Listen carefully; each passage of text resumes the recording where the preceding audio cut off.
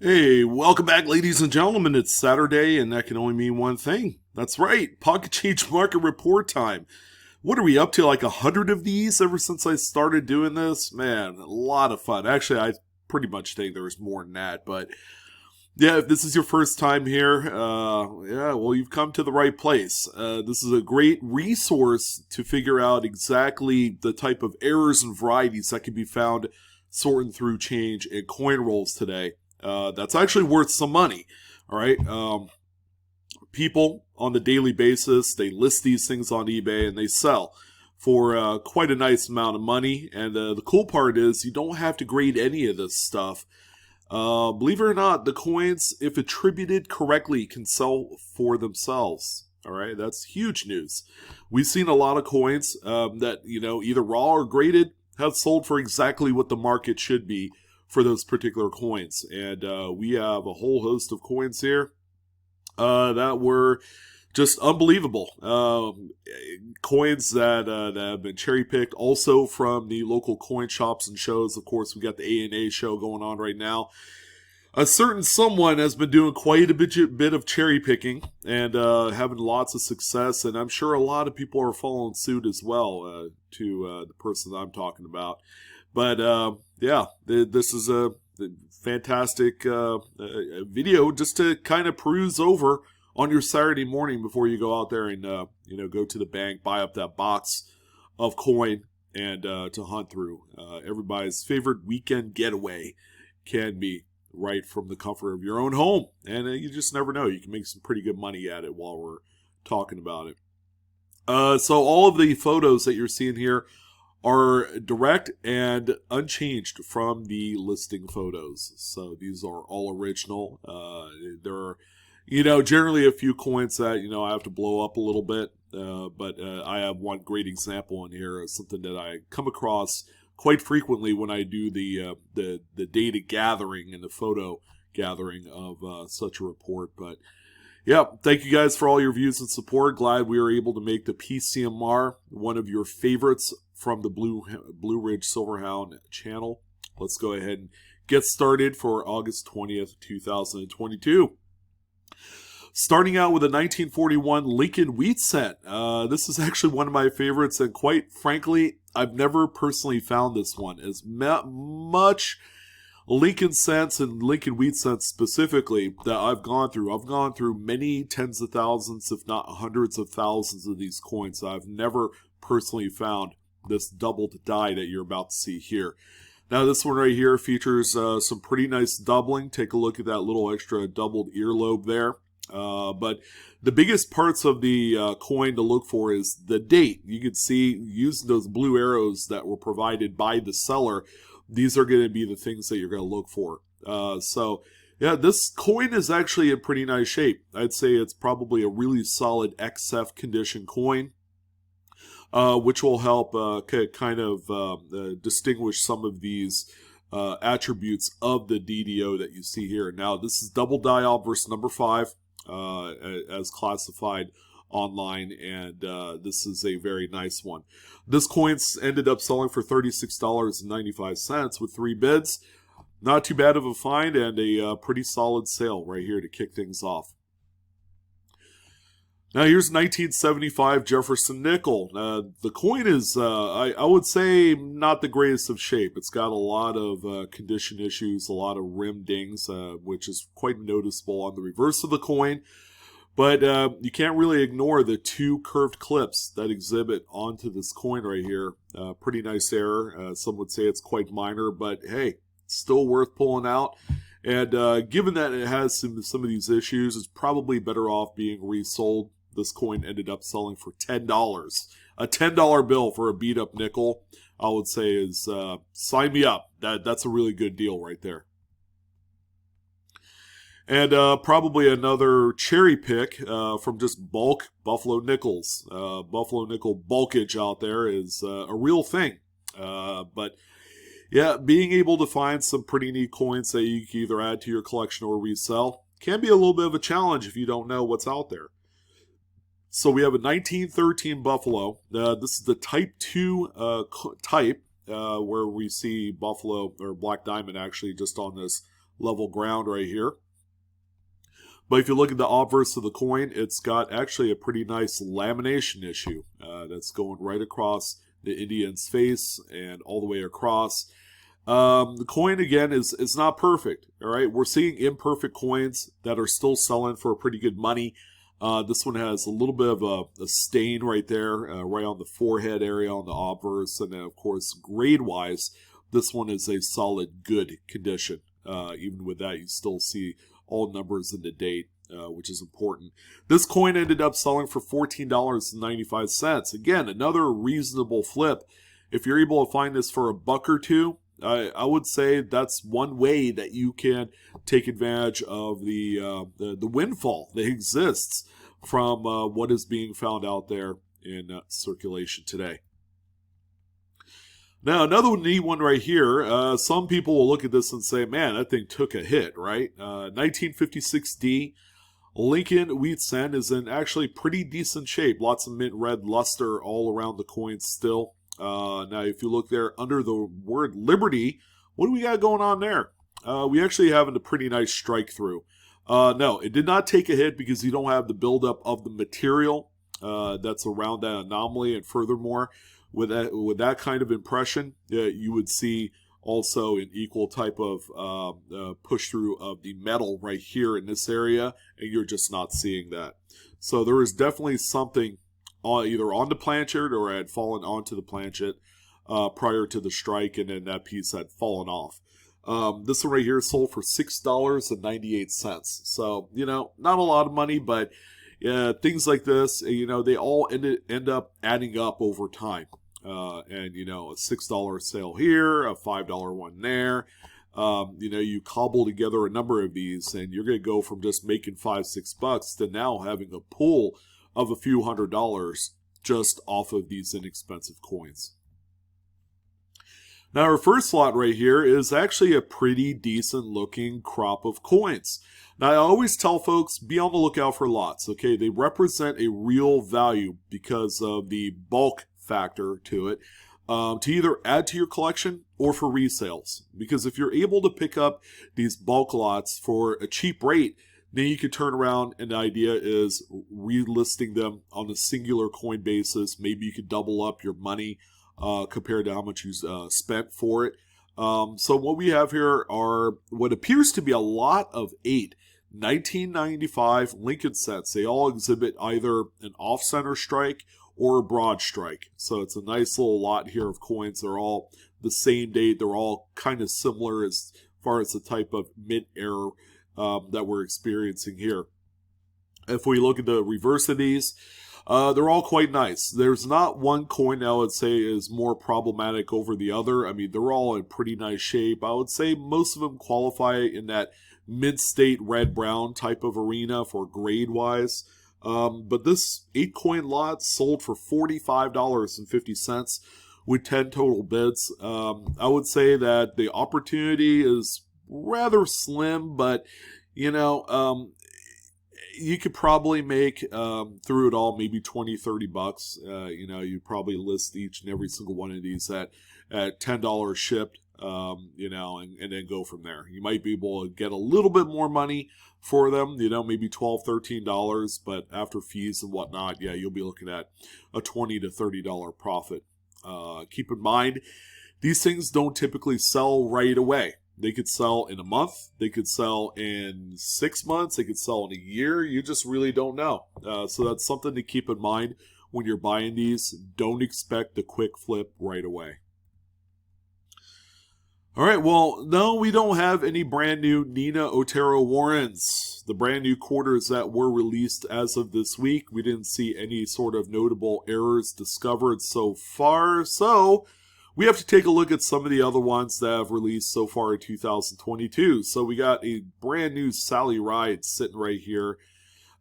This is actually a really nice one, but one in which that we've seen quite often. And are we beginning to see prices move higher on these?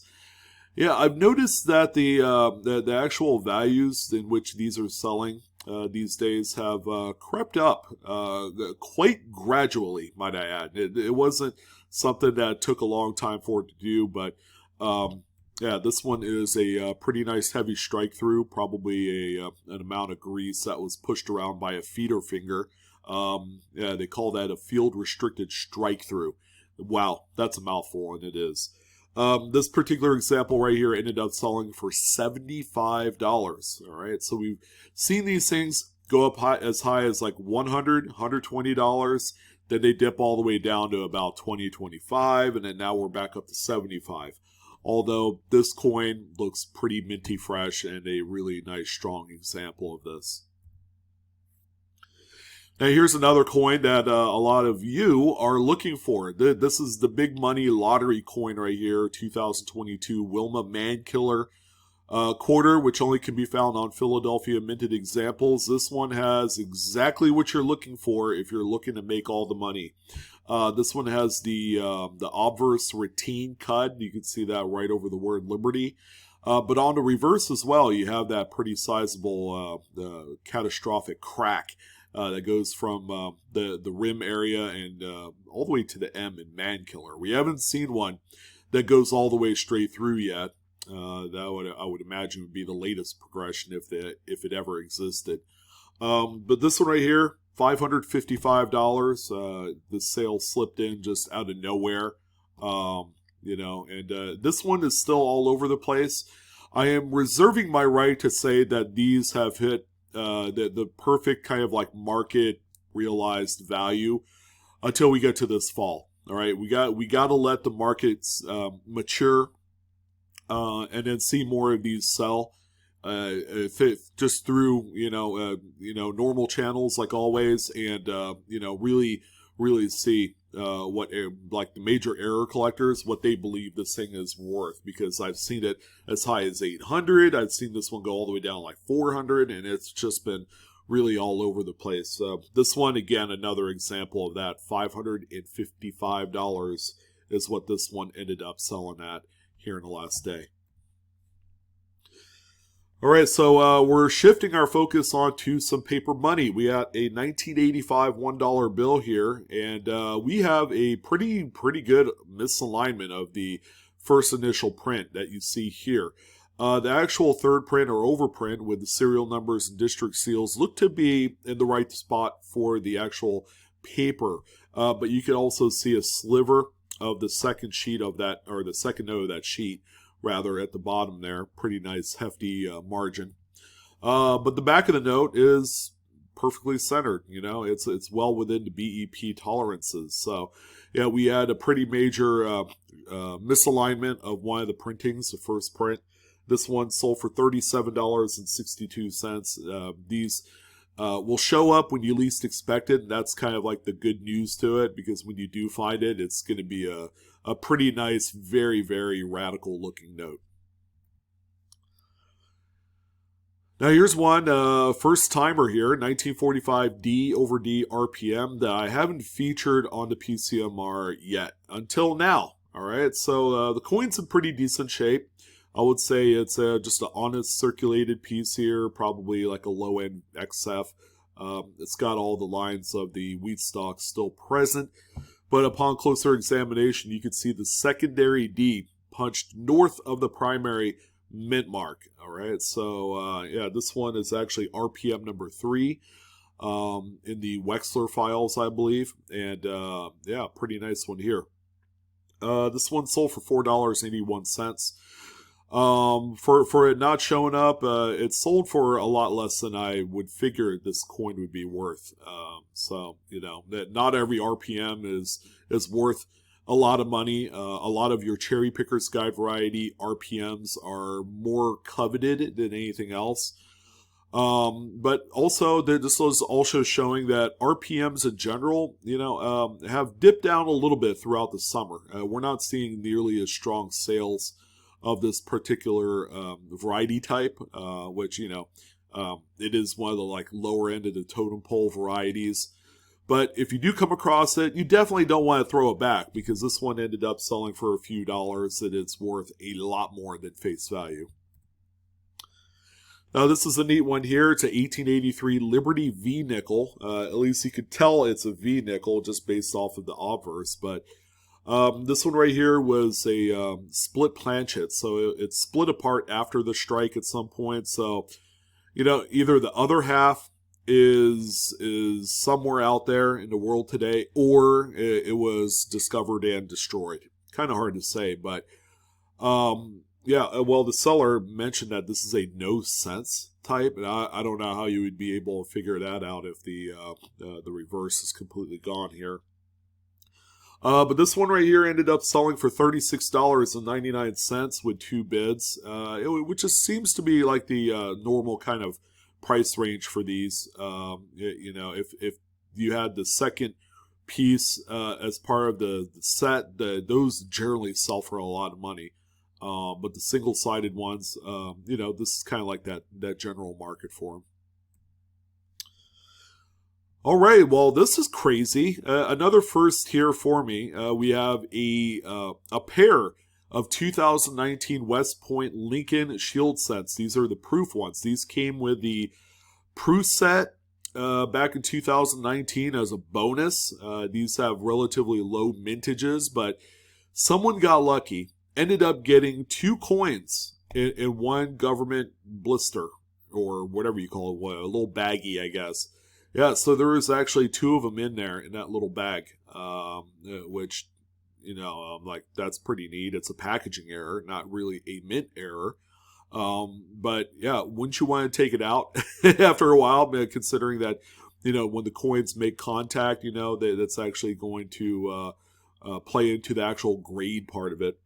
But this neat little packaging error type thing here sold for $59.95. So I've never seen this before. Don't know if that's a realistic market value. I do know the coins by themselves sell for like $15, $20, $25. Not saying that they're drying up at all, but they have a relatively good resale market. So this is just one example of a coin that I had found where the pictures are really far away. All right, so I did take these pictures, and then you guys could probably discern what we have here. Yeah, it's a pretty nice cut, die break. When we get in a little bit closer, you can see this is the one that covers up the entire date. You do have the corresponding weakness on the reverse there toward the top, which is what you want to see. And the coin is pretty well circulated. I know it's kind of hard to tell, but yeah, it's showing some circulation and some crud back there on the reverse. So really the moral of the story is take some really nice close-up photos the best that you can. A lot of smartphone cameras do a really good job at taking close-ups to where they're crystal clear, and there are a lot of opportunity to crop.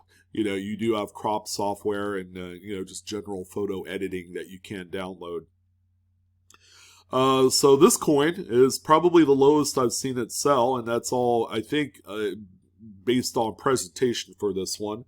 Sold for $20.08, and that's with 6 bids. So, yeah, a little ball dropped here, but it didn't sell for nothing. $20 is still a decent sale, even though it's probably worth more, probably closer to like $50 at this point.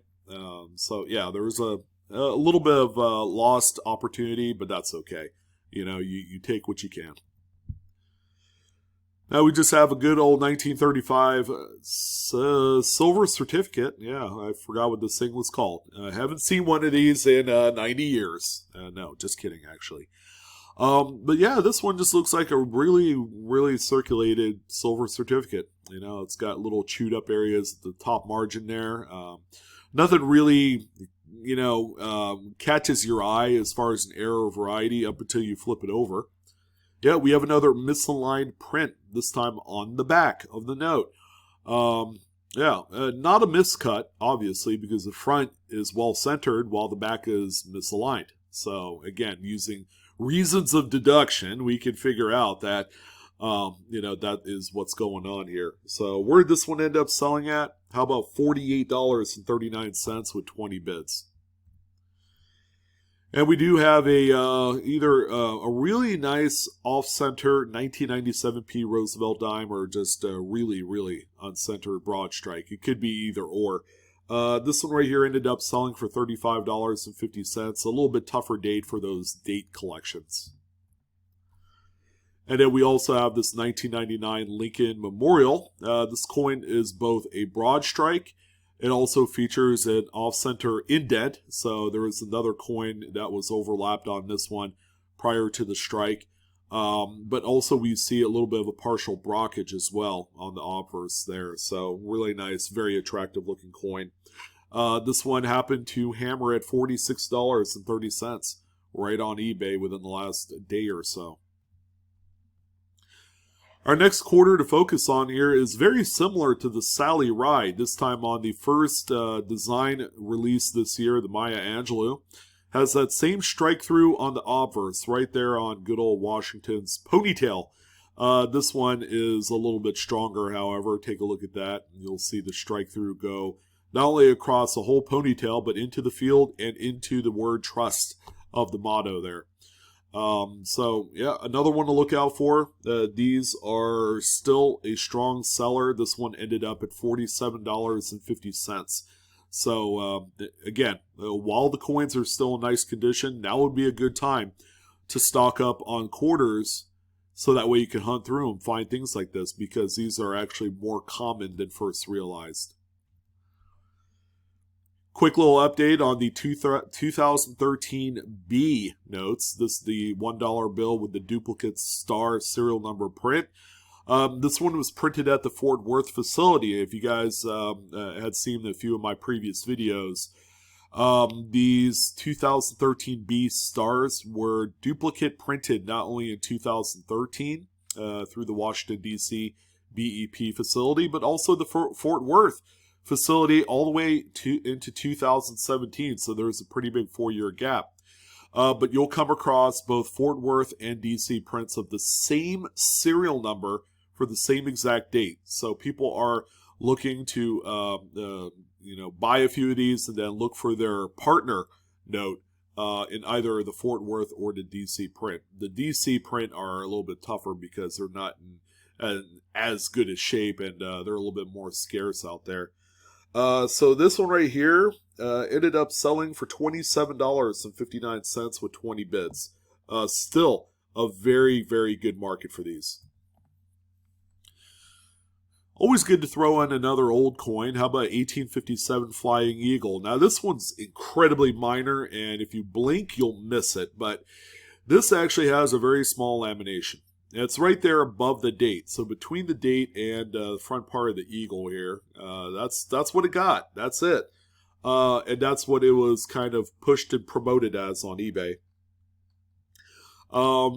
Keep in mind that sometimes it's just better not to bring up the error. Laminations on these much older coins don't tend to matter, and sometimes that actually might affect the value in a negative way. People would rather have a unlaminated type of planchet, because people see these as type coins, or they're looking to complete a set of small cents, things like that. They'd much rather have one that is just overall clean. This one right here is sold for $72 with 19 bids.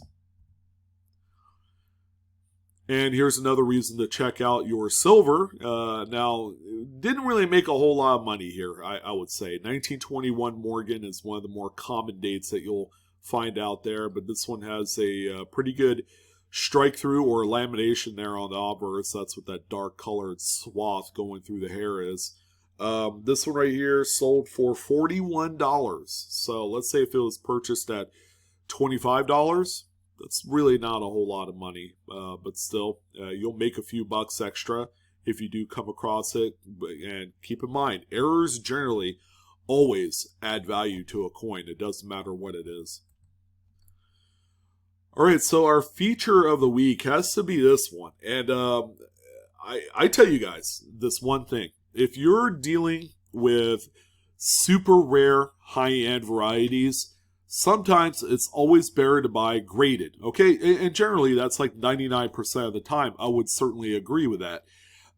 Here's one that's sold raw. Man, what a ballsy auction this was. 1992 D Lincoln Cent with the close AM reverse. This one you can see there, the A&M R&D touching at its base. Just really crazy to see one of these ungraded. I would say this is probably either the second or third example I've seen of the close AM where it's actually legit. Sell raw, all right? And, the first couple of them didn't quite end out so well because the pictures were a little suspect, but this is one of the best that I've seen so far. And the sale ended at $1,035.21 with 32 bids. The buyer right away, I would say, needs to send this to PCGS or NGC. Just so it's in there with the variety attribution, that's going to matter.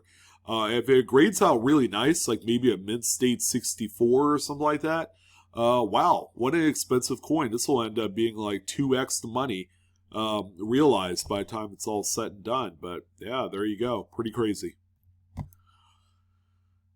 Now, I did just talk about this coin, and there were actually a couple of them that did sell since then. So we got the 2019 P Lowell National Park with the earring die chip on these.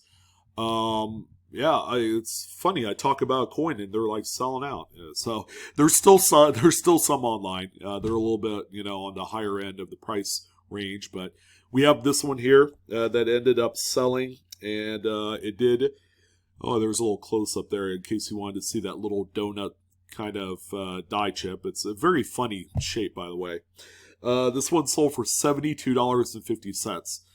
Well, so much for my my video talking about how these had shot up to $30-$40. Now we have one at $72.50. So wow, that's pretty remarkable. Here's again, paying no mind to the condition, because condition on this type of error really doesn't matter. 1990 Lincoln Memorial Center, you got a cut die break there above the word trust going into the fields. You have that same weakness on the reverse. Pretty tough date. You don't see this one pop up with the same cut. And this one sold for $95.87 with 13 bids. A lot of people were interested in this one. And another one here, a very small one, 1983 P Jefferson nickel. We've seen this one quite a few times on the PCMR, so it's not a rare one, but you can see the cut die break right here at the base of Jefferson's bust. So it's this area where the Felix's initials are for the designer. That's a weak spot area of the coin, and that's where a lot of cuts generally form. This one here sold for $24.99. Yay, we got some super modern notes and a pretty nice one here. 2013 $10 bill. Check out that overprint. Grossly misaligned, overlapping other design elements. We don't see these type of errors on new notes, and now we have one of the first documented ones that we've seen. And again, not a beauty queen. This thing was pretty well loved. It's changed hands a few times. It probably went through many hundreds of hands until someone with that eagle eye mentality saw this one and were like, man, that just doesn't look right. So there you go. More of the reverse showing the circulation and just generally the kind of soiling that you would expect on here. This one sold for $114.88 with 10 bids. Again, the ugly ducklings, they have their time in the light when it's appropriate.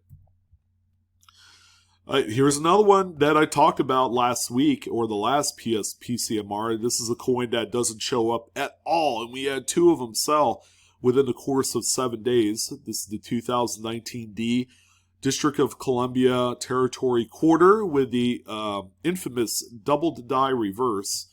You can see ELL and Ellington rotated and double here on this one. This is a very strong, very rare variety. This one right here sold for $342.75 with 4 bids this time. This is a bucket list coin for me, more so for finding in rolls. But if it came down to it, I would certainly buy one of these. Here's another old one right here. Nothing too major. It's a 1868 3-cent nickel. And it's got right here on the reverse some die cracks. It's even got a little bit of a retained cud as well.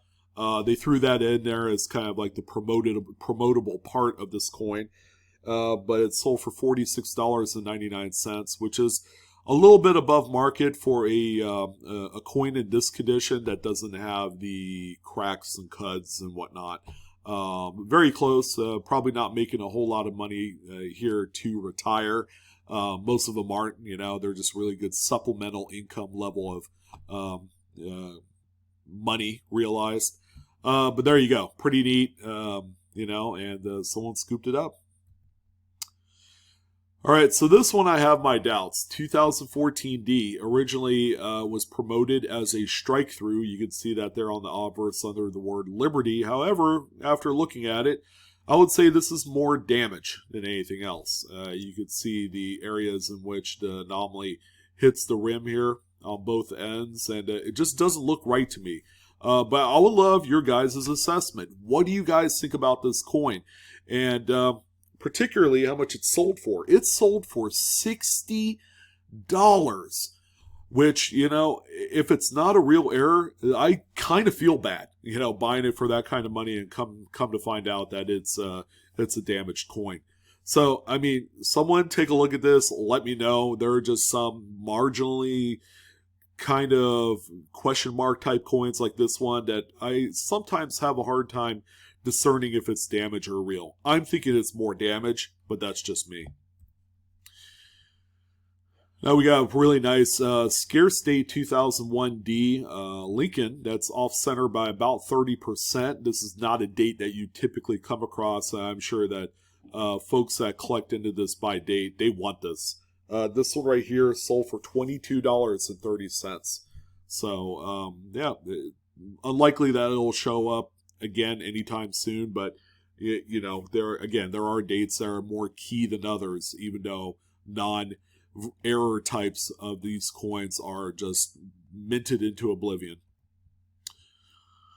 All right, 2004D Wisconsin State Quarter with the high leaf variant. You can see it right here, that extra engraving line that's been placed in there, I would say intentionally, is what that one looks like. There's also a low leaf variant, and these were at the time 18 years ago. You believe that? These were dumped in the Texas, Oklahoma, Arkansas area of the United States, and people still to this day in that area are finding these. This one right here sold for $66 with 24 bits, confirming again that these things will always have value. All right, play me once, play me twice. There are fools out there that will look at this and say, man, that's really nice double die. But when you look at the actual images, and one thing I'll point out, and it's unfortunate, the seller did not provide a full obverse or reverse image of this coin, just close-ups of everything. Okay, so the date is crazy. But it looks nothing like the FS101 like he had promoted. That is just really strong machine doubling on that coin. And you look at other areas like Liberty and the word God, and there's nothing there. A little bit of MD right here on the letter D of God, and then Liberty showing no signs of the doubling that is normal for an FS101 coin. So this one right here is going to be a really expensive lesson for someone. $304.65 was what this one was purchased for, and gosh, yikes. There is a return policy, and that's all I'm going to say about that. Pretty cool error here, very visually stunning, although probably nothing that you'll ever find in pocket change. It's a 1995 Lincoln Memorial Cent. This puppy is double struck. The secondary strike is roughly 85% off center, give or take a few percentage points. But yeah, the coin's in really nice shape. Always good to see these pop up on here. And this one sold for $96 with 23 bits. So that is like one of the higher prices I've seen of some of the more recent Zinken era double struck coins like this. So yeah, this might be a little bit tougher date out there. All right, another more modern type of note. We have a non-colorized 1996 $20 bill. You guys see it there on the left side. This is indeed a gutter fold error. So the sheet had a little bit of a wrinkle, and then it was printed over, all right, leaving this channel of unprinted area right there. So, yeah, pretty nice to see on a much more modern note.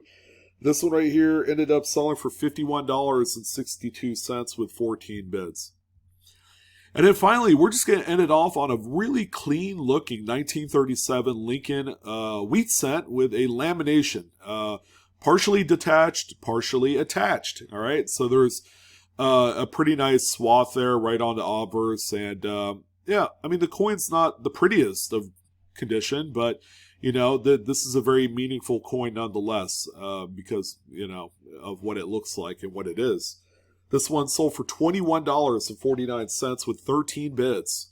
And that, ladies and gentlemen, is going to wrap up today's edition of the Pocket Change Market Report. Hopefully you guys had fun sharing in some of the really neat finds, but also a little bit of a PSA.